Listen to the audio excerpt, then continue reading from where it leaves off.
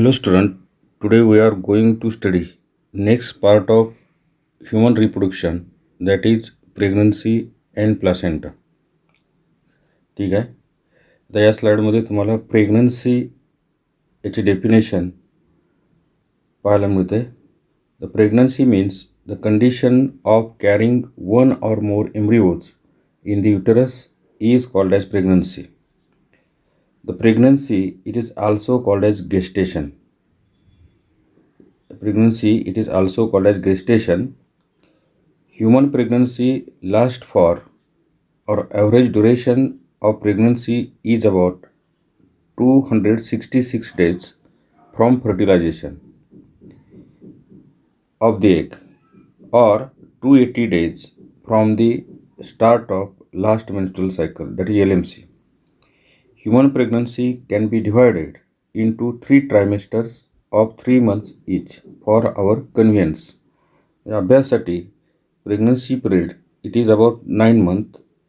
प्रत्येक तिमाहीमध्ये नेमके काय बदल होतात हे अभ्यासासाठी whole pregnancy period is divided into 3 trimesters consisting 3 months of each. पुन्हा एकदा लक्षात घ्या. The pregnancy, it is a condition of carrying one or more embryos in the uterus. गर्भाशय म्हणूया. Condition of carrying one or embryos in uterus is called as pregnancy, or it is also called as gestation. In human being or human female, the normal duration of pregnancy हे दिलेलं पहा 266 आणि 280.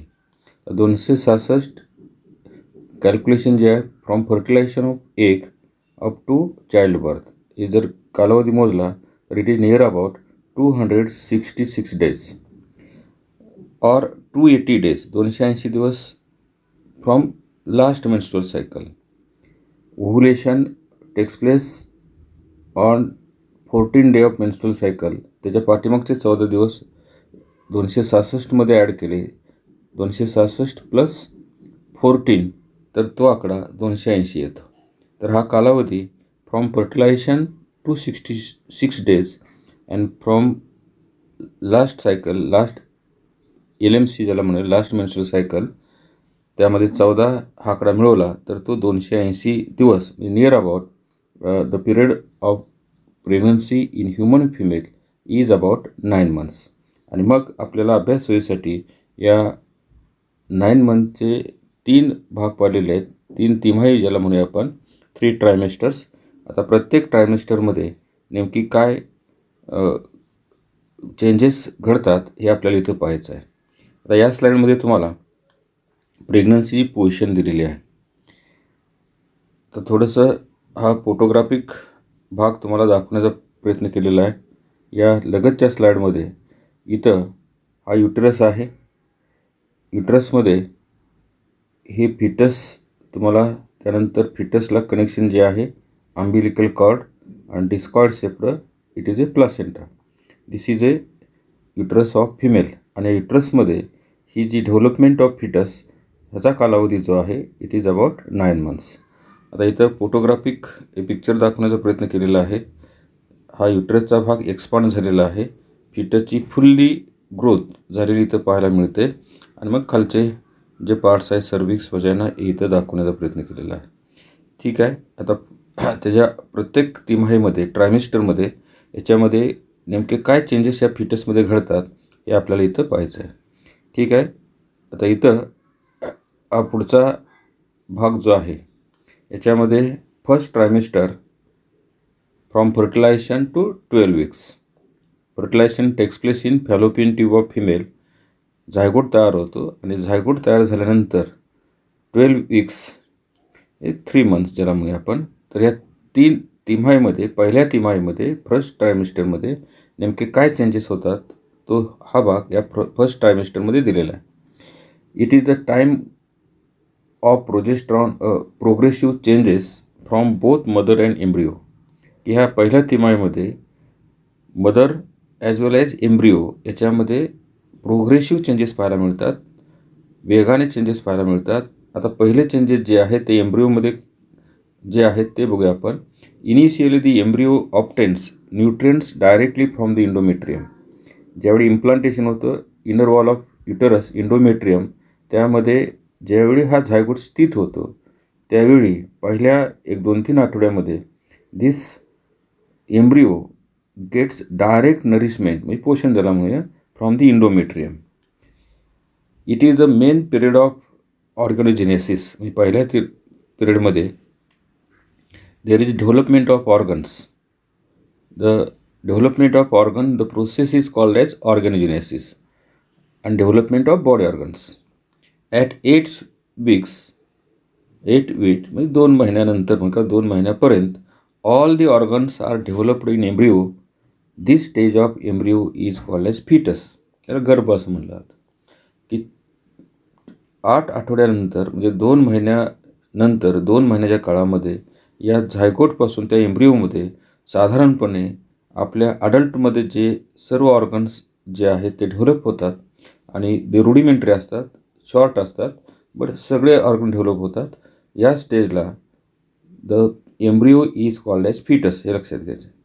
At 8 weeks or at the end of 2 months, all the organs are developed in embryo. Organs are very rudimentary, short असतात, लहान असतात. The stage of embryo is called as fetus. आता या फिटसचं जर डायमेन्शन जर आपण पाहिलं, it is only 3 cm in long. Arms, hands, fingers, feet are formed. Arms हात तयार होतात, हँड्स तयार होतात, फिंगर्स, फीट्स पाय तयार होतात. हे सर्वसाधारणपणे सर्व ऑर्गन्स तयार होतात, but they are very small and rudimentary. CNS is fully form. Central nervous system जी आहे, हेडमध्ये ब्रेन असेल, त्याच्या allied spinal cord, nerves, all the organs of CNS is fully formed. Working of circulatory and excretory system begins. Circulatory heart working असेल, blood flow असेल, किंवा excretory system kidneys function असेल, त्याचं वर्किंग चालू होतं या पिरियडमध्ये. At the same time mother shows several changes. तर पहिलेचे चेंजेस आपण फिटसमध्ये पाहिले. तर मदरमध्ये जे चेंजेस पाहायला मिळतात, प्रोग्रेसिव्ह चेंजेस, त्यामध्ये there is a increase level of progesterone hormone for to maintain the pregnancy state in the uterus. During this time placenta grows. मदरमध्ये जो प्लासेंटा असतो, the uterus become larger, ovulation and menstrual cycle stops till child birth. म्हणजे ज्यावेळी युटरसमध्ये हे development फिटसची सुरू राहत असते, up to child birth the ovulation process, that is release of egg from ovary, ovulation ज्याला म्हटलं जातं, and the menstrual cycle stops till child birth. Mother experiences morning sickness. ह्या तिमाहीमध्ये साधारणतः due to progressive change in secretion of hormones the mother experiences morning sickness. थोडंसं मदरला काही अनुभव येतात, त्यामध्ये नॉसी असेल, वॉमिटिंग म्हणजे चक्कर भोळ येणे, वॉमिटिंग उलटी येणे, किंवा मूड स्विंग, असे काही चेंजेस या पहिल्या तिमाहीमध्ये पाहायला मिळतात.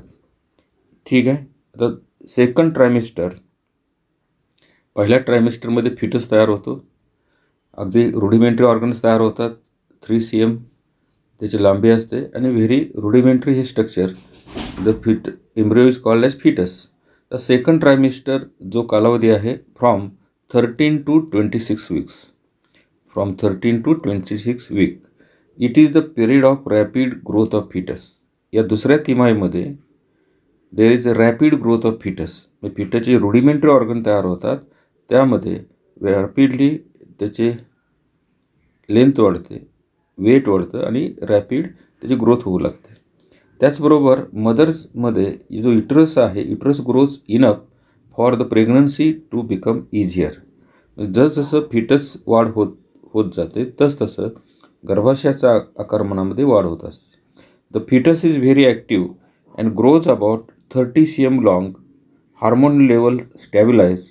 The corpus luteum deteriorates and placenta completely takes the production of progesterone which maintain the pregnancy state of uterus.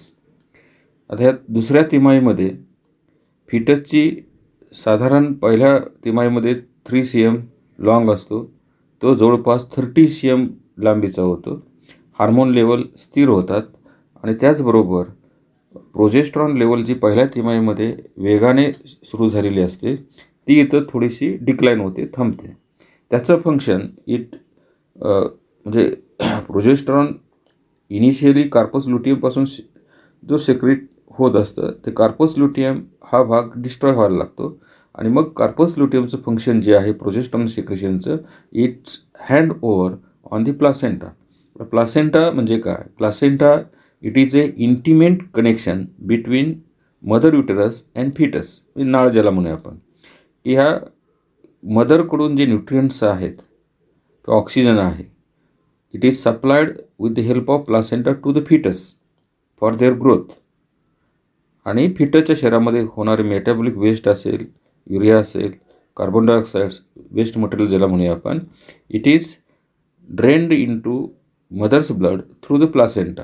म्हणजेच असं म्हणता येईल की मदर आणि फिटस गर्भ याच्यामध्ये जो कनेक्शनचा भाग आहे to provide nutrients and oxygen to foetus, आणि फिटसमध्ये कार्बन डायऑक्साईड आणि वेस्ट मटेरियल जे तयार नायट्रोजन वेस्ट मटेरियल ते मदर्स ब्लडमध्ये ड्रेन करणं आणि मदर्स ब्लडमधून मग ते थ्रू मदर्स एक्सक्रेटरी सिस्टीम ते गिव्हन आउट केलं जातं. तर हे intimate connection it is called as placenta. तर प्लासेंटा या कामाबरोबरच प्रोजेस्टेरॉन सेक्रेशनचं काही काम करतो आणि मग which maintain the pregnant state of uterus.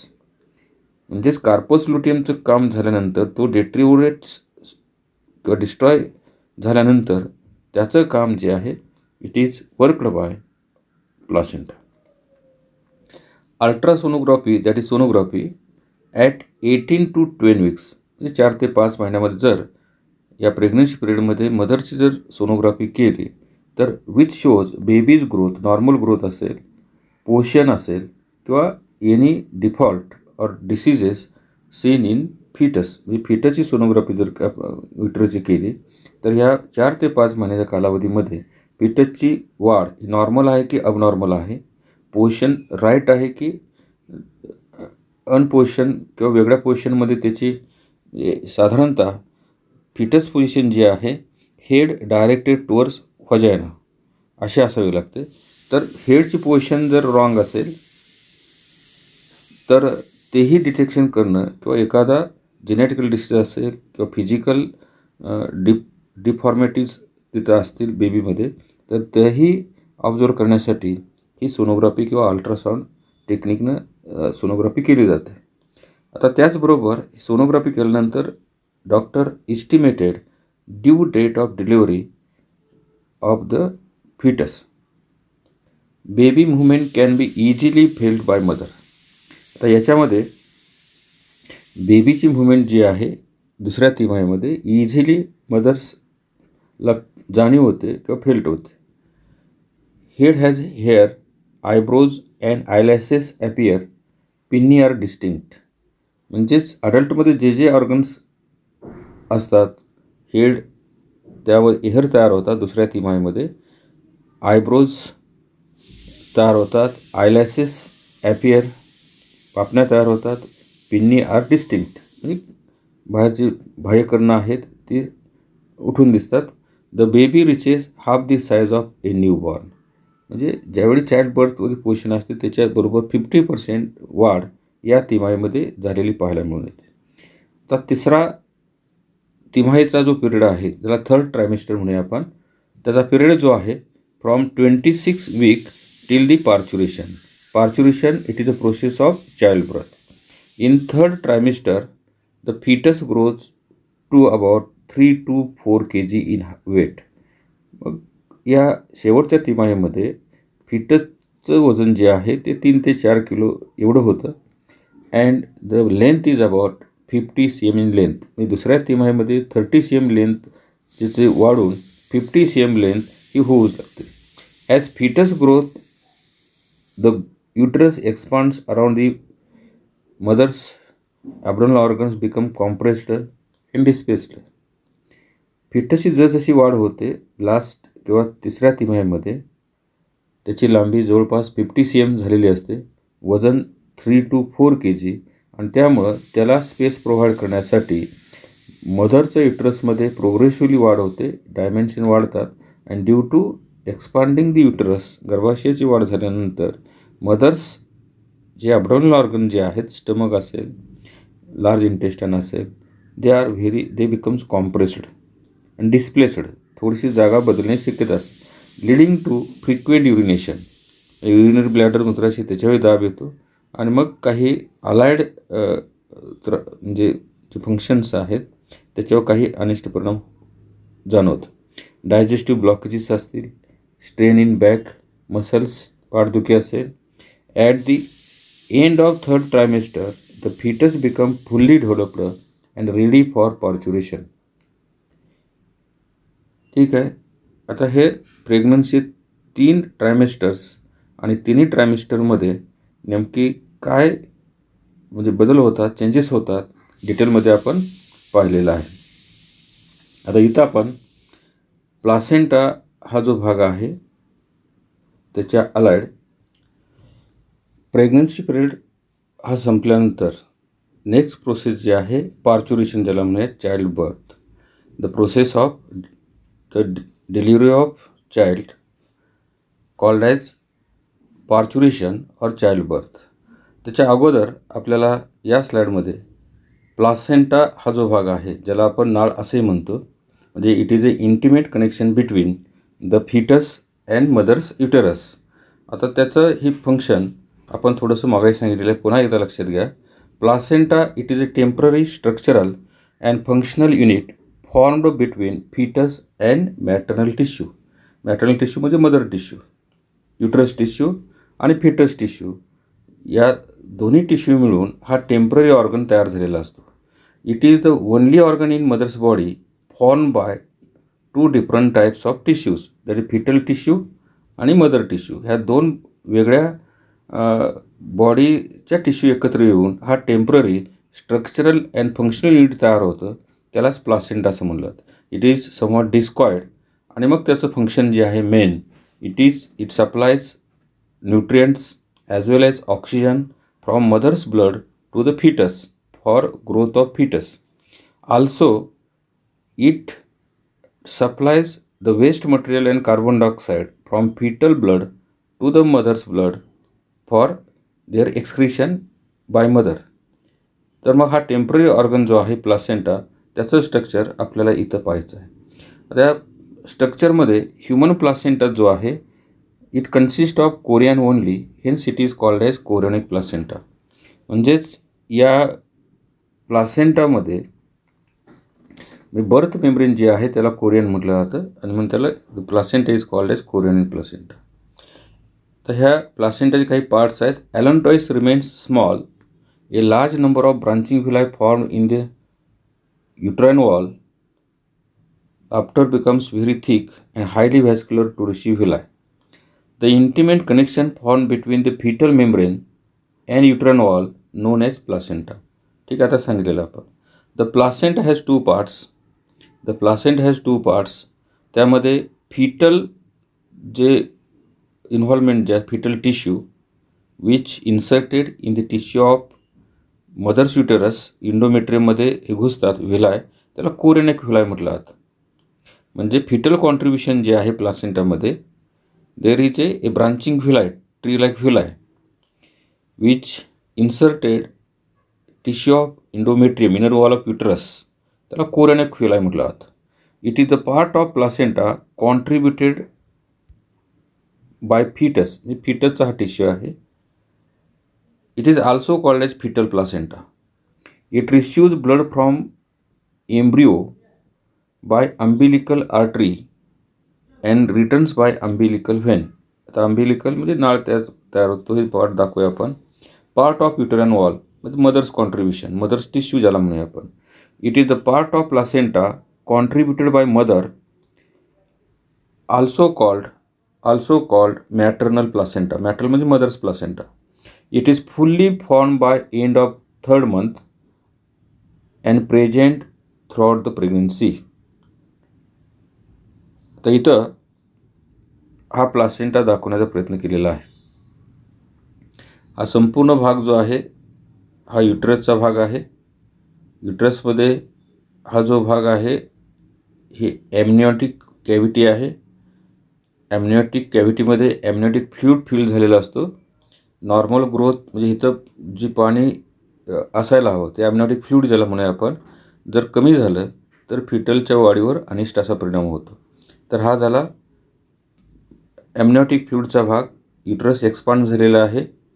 त्याचबरोबर हा फिटस आहे. फिटसची वाढ इथं होते आणि हा जो भाग इथं पाहायला मिळतो आहे हा प्लासेंटा आहे. संपूर्ण हा प्लासेंटा आहे. प्लासेंटामध्ये इकडं इंडोमेट्रियम म्हणजे इथं युटरसचा भाग हा जो आहे युटरसचा भाग आहे हा संपूर्ण इंडोमेट्रियम आहे आणि त्याच्यामध्ये हा हा आणि हा हे जे ब्रांचिंग व्हिलाय जे आहेत tree like pattern they are inserted in the tissue of endometrium. म्हणजे हा मॅटर्नल प्लासेंटा त्याला म्हणता येईल. इंडोमेट्रियमचा आतला गर्भाशयाचा भाग जी आतली वॉल जी असते इंडोमेट्रियम आणि त्याच्यामध्ये हा फिटसचा भाग जो आहे. आता हा अंबिलिकल कॉर्ड आहे. नाळ जे आपण कट केले जाते आफ्टर चाइल्ड बर्थ. इथं बेबीपासून हे कनेक्शन चालू होतं आणि ह्या डिस्कॉइड सेपडं प्लासेंटाला याचं कनेक्शन आहे. आता इथं हा पार्ट जो आहे हे पार्ट जे आहेत हे फिटल टिश्यू आहे. The foetal tissue inserted in the endometrial tissue म्हणजे मॅटर्नल प्लासेंटा आणि त्याच्यामध्ये हे ब्रांचिंग व्हील आहेत. याला फिटल प्लासेंटा असं म्हटलं, फिटल प्लासेंटा आणि हे मॅटर्नल प्लासेंटा. म्हणजे हा जो संपूर्ण भाग आहे डिस्कॉइड म्हणूया आपण, together it is called as placenta. तर प्लासेंटाची फंक्शन आपण सांगितली की मदर्स ब्लडमध्ये जे काही न्यूट्रिएंट्स किंवा ऑक्सिजन म्हणूया आपण तो ब्रांचिंग व्हील आहे through umbilical cord it supplies to the growth of foetus. आणि फिटसच्या शरीरामध्ये तयार झालेले by metabolism nitrogen waste matter असेल किंवा कार्बन डायऑक्साईड असेल, it is return to the mother's blood with the help of umbilical cord as well as branching villi in the mother's blood. तर हे प्लासेंटाचं काम आहे. दुसरं एक प्लासेंटाचं काम आपण पाहिलं की कार्पस ल्युटियम डिस्ट्रॉय झाल्यानंतर त्याचं काम बंद झाल्यानंतर त्याचं फंक्शन हा प्लासेंटा सुरू करतो फॉर सेक्रिशन ऑफ प्रोजेस्ट्रॉन लेवल. ठीक आहे प्लासेंटाचं थोडंसं. आता इथं हे अंबिलिकल कॉर्ड आहे म्हणजे हा कनेक्शन जो आहे नाळ ज्याला म्हणून अंबिलिकल कॉर्ड, व्हिलाय ब्रांचिंग व्हिलाय हे आहेत म्हणजे फिटल प्लासेंटा आहे आणि त्यामध्ये आपल्याला संपूर्ण ॲमनिऑटिक फ्लूइड आहे. ॲमनिऑटिक सॅक, कोरियॉन म्हणजे बर्थ मेम्ब्रेन जे आहे ते आहे आणि मग हे बर्थ मेम्ब्रेन जे आहे ड्युरिंग डिलिव्हरी किंवा पार्च्युरेशन प्रोसेस आधी रप्चर होतं आणि पहिल्यांदा ॲमनिऑटिक फ्लूइड हा बाहेर फ्लो होतो. ठीक आहे, ते पार्च्युरेशन प्रोसेसमध्ये आपल्याला तो भाग पाहता येईल. ठीक आहे, आता पुढची स्लाईड जी आहे या स्लाईडमध्ये आपल्याला याचं थोडंसं डायग्रॅमॅटिक प्रेझेंटेशन दाखवलेलं आहे. संपूर्ण युटरसचा भाग दाखवलेला आहे. हा युटरस आहे, हे सर्विक्स आहे, पुन्हा वजायना आणि बाहेरचं ओपनिंग असेल तर हा युटरसचा भाग आहे. ही आतली वॉल जी आहे इंडोमेट्रियम आहे आणि इंडोमेट्रियममध्ये आता हे तर प्लासेंटा तयार झालेला पहा. इंडोमेट्रियममध्ये आता हे अंबिलिकल कॉर्ड आहे, नाळ ज्याला म्हणूया आपण. त्यानंतर त्याला ब्रांचिंग व्हिलाय तयार होतात आणि they are inserted in the tissue of endometrium. आता इंडोमेट्रियमचा म्हणजे युटरसचा भाग जो आहे हा मदर्स कॉन्ट्रीब्युशन आहे, त्याला मॅटर्नल प्लासेंटा म्हटलं जातं. आणि मग ह्या अंबिलिकल कॉर्डपासून जे ब्रांचिंग व्हील आहे ट्री लाईक प्रोजेक्शन्स या इंडोमेट्रियम टिश्यूमध्ये जे पेनिट्रेट होतात आणि एक इंटिमेट कनेक्शन होतं, तो फिटल पार्ट जो आहे it is called as foetal placenta. ठीक आहे, मगाचंच थोडंसं हा फ्रंट व्ह्यू दाखवलेला आहे. फिटस आहे, ॲमनिऑटिक कॅव्हिटी त्याभोवती आहे, त्यामध्ये जो फ्लूइड असतो द्रवपदार्थ त्याला ॲमनिऑटिक फ्लूइड असं म्हटलं जातं. त्यानंतर त्याच्यावरचं मेम्ब्रेन अम्नियॉन कोरियॉन हे बर्थ मेम्ब्रेन आहेत. ठीक आहे, बाकीचे हे पार्ट माहीत झालेले आहेत. त्यानंतर या स्लाईडमध्ये प्लासेंटाचे फंक्शन दिलेले आहेत. बघा, placenta serves as nutritive, respiratory and excretory organs of foetus. हे तिन्ही प्रकारचे हा प्लासेंटा काम करतो. Placenta pass food materials from mother's blood to the uterus. आता सांगितल्याप्रमाणे it help in exchange of gases between mother and foetus. It transport excretory material from foetus to mother's blood. म्हणजे nitrogen waste material जे foetal ब्लडमध्ये तयार होतात by metabolic processes, ते drain करण्यासाठी, बाहेर टाकण्यासाठी मदर्स ब्लडमध्ये हा प्लासेंटा तो ड्रेन करत असतो. Antibodies from mother's passes into foetus through placenta. म्हणजे आफ्टर चाइल्ड बर्थ एक 6 महिने किंवा वर्षभर जी प्रतिकारशक्ती त्या बाळामध्ये तयार झालेली असते, it is only due to antibodies from mother's which passes in foetus blood with the help of placenta. म्हणजे नाळेमार्फत हे अँटीबॉडीज मदरकडून त्या फिटसमध्ये आलेले असतात. Placenta also acts as a endocrine gland to produce several hormones like human chorionic gonadotropin HCG, human placental lactogen HPL, oestrogen, progesterone etcetera. Placenta also stimulate corpus luteum to secrete progesterone until the end of pregnancy. आता आणखी इथं लक्षात घ्या की placenta हा endocrine Gland किंवा आंतरस्रावी ग्रंथी म्हणून काही काळ काम करतो आणि ही जी हार्मोन तयार होतात प्लासेंटापासून त्यामध्ये HCG म्हणजे ह्युमन कोरियोनिक गोनॅडोट्रोपिन किंवा ह्युमन प्लासेंटल लॅक्टोजेन हे फक्त प्रेग्नन्सी पिरियडमध्येच तयार होतात. इतर वेळी हे हार्मोन्स तयार होत नाहीत, हे लक्षात घ्या. तर याप्रमाणे हा भाग थोडंसं आपल्याला फंक्शन्स विस्तारानं या स्लाईडमध्ये प्लासेंटाची इथं आपण डिस्कस केलेली आहेत. आता आणखी एक थोडंसं तुम्हाला माहीत असेल की प्लासेंटा जे ओल्ड डेजमध्ये प्लासेंटाचा काही भाग म्हणजे आफ्टर डिलिव्हरी ऑफ बेबी प्लासेंटाचा काही भाग कट करून काही ठिकाणी जे आजीबाईचा बटवा वगैरे औषध वगैरे ठीक आहे, पण या प्लासेंटाचा काही भाग ड्राय करून तो औषधी किंवा ड्रग्ससाठी तो प्रिझर्व करून घरामध्ये ठेवला जायचा. अलीकडे ती प्रोसेस नाही, पण त्याचं ते महत्त्व ओळखून अलीकडे काही ठिकाणी त्या प्लासेंटामध्ये स्टेम सेल्स असतात आणि these are used to cure many diseases. आणि यासाठी ह्या स्टेम सेल जे आहेत त्या स्टेम सेल त्याचं म्हणजे नेमकं काय कन्सेप्ट काय आणि त्याचं प्रिझर्वेशन नेमकं कुठं केलं जातं हा इथं आपल्याला भाग पाहायचा आहे. तर याच्यामध्ये स्टेम सेल पहा, these are undifferentiated somatic cells of multicellular organisms. They are capable of giving rise to many more cells of the same type or other type of cell. म्हणजे ज्या सेल्स असतात की याच्यामध्ये क्षमता असते त्या प्रकारे सेल तयार होतात किंवा आणखी वेगळ्या प्रकारचे सेल तयार होतात आणि मग मेडिकल यूजसाठी किंवा टू क्युअर जेनेटिक डिसीज या काही ट्रीटमेंटमध्ये या स्टेम सेलचा वापर होतो. जेनेटिक डिसीज क्युअर करणं किंवा एखादं ऑर्गन तयार करणं, ऑर्गन फेल्युअर असेल तर स्टेम सेलचा हा वापर मोठ्या प्रमाणात आज मेडिकल सायन्समध्ये होताना पाहायला मिळतो. Bone marrow cells, blood stem cells, umbilical cord cells, umbilical cord म्हणजे हे नाळ आहे, are examples of stem cells. म्हणजे ह्या स्टेम सेल आपल्या बॉडीमध्ये कुठं असतात हा भाग इथं दिलेला आहे. Stem cells are used in the treatment of Parkinson's disease, स्मृतिभ्रंश असेल, अल्झायमर म्हणजे त्याच प्रकारचं असेल, डायबेटीस, ल्युकेमिया, आर्थरायटिस. आता हे स्टेम सेलचं थोडंसं हे डायग्राम दाखवलेलं आहे.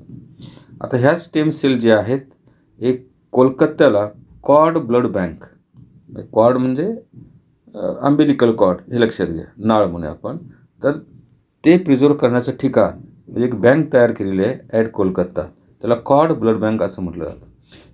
It is India's first government run cord blood bank at Kolkata was established in 2001 and accredited by AAB, American Association of Blood Bank. The cord blood bank functions according to the central and state government policies, rules and guidelines. तर त्या cord blood बँकचं जे महत्त्व आहे ते पहा.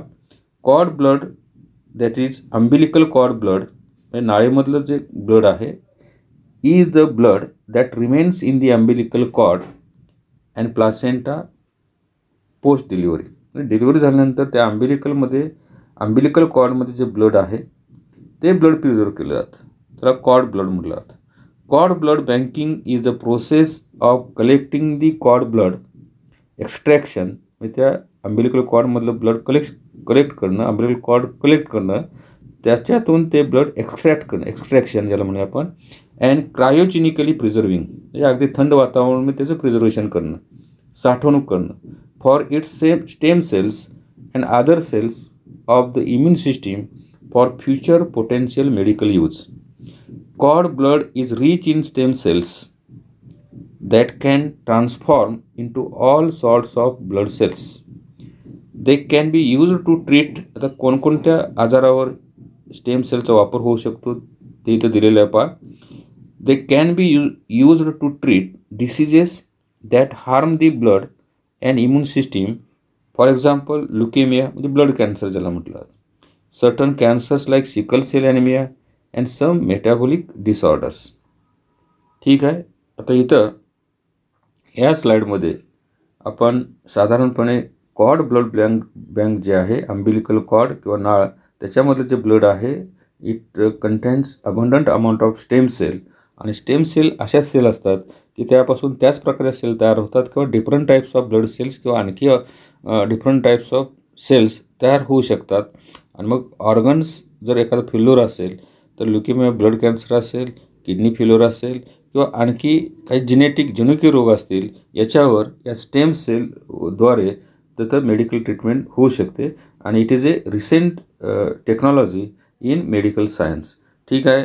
पुन्हा एकदा जर आपण रिव्ह्यू घेऊया या व्हिडिओमध्ये किंवा या लेक्चरमध्ये आपण की प्रेग्नन्सी हा भाग पाहिला आणि प्रेग्नन्सीबरोबर प्लासेंटा हा भाग पाहिला. आता प्रेग्नन्सी म्हणजे it is A carrying of 1 or 2 embryos in uterus of female uterus is called as pregnancy. This is called as gestation. The duration of pregnancy in normal woman is about 266 days from fertilization or 280 days from last menstrual cycle. त्यानंतर आपल्या कन्व्हिन्ससाठी किंवा अभ्यासासाठी या 9 monthचं डिव्हायडेशन 3 ट्रायमेस्टरमध्ये केलेलं आहे, 3 months of each. आणि मग प्रत्येक तिमाहीमध्ये त्या फिटसमध्ये आणि मदर्स बॉडीमध्ये काय चेंजेस घडतात तोही भाग आपण पाहिला. त्यानंतर पुढचा भाग जो आहे की याच्यामध्ये फिटल डेव्हलपमेंट होत असताना युटरसमध्ये जो प्लासेंटा जो आहे, intimate connection between foetus and mother's body, त्याला आपण प्लासेंटा असं म्हटलेलं आहे. तर हा प्लासेंटा याचं स्ट्रक्चर आणि त्याचं फंक्शन हाही भाग आपण या व्हिडिओमध्ये पाहिला. Placenta it is a tissue contributed both foetus as well as mother. आणि त्याच्यामध्ये हे डिटेल्स आपण पाहिले. Foetal placenta, maternal placenta, umbilical cord असेल, हे ॲमनिओटिक कॅव्हिटी असेल, ॲमनिओटिक फ्लूइड असेल, त्याचं जे बर्थ मेम्ब्रेन जे आहे, कोरियॉन ॲमनिओन हा भाग असेल, आणि मग एकंदरीत प्लासेंटा फंक्शन, आणि मग अम्बिलिकल कॉर्डमध्ये ज्या सेल मेडिकल ट्रीटमेंटमध्ये त्याचा यूज केला जातो they are called as stem cell. तर याच्या बाबतीमध्ये सविस्तर आपण डिटेल्स हे पाहिलेले आहेत. पुढच्या पिरियडला आपण त्या पुढचा भाग जो आहे म्हणजे प्रेग्नन्सी पिरियड झाल्यानंतर फुल्ली फॉर्म्ड बेबी हा it is a delivered by mother's through vagina. The process is called as parturition or the process of child birth. तर ही पार्च्युरेशन प्रोसेस आपण डिटेलमध्ये पुढच्या पिरियडला पाहणार आहोत. तर इथं आज या व्हिडिओमध्ये किंवा या लेक्चरमध्ये इथं आपण थांबूया. थँक्यू.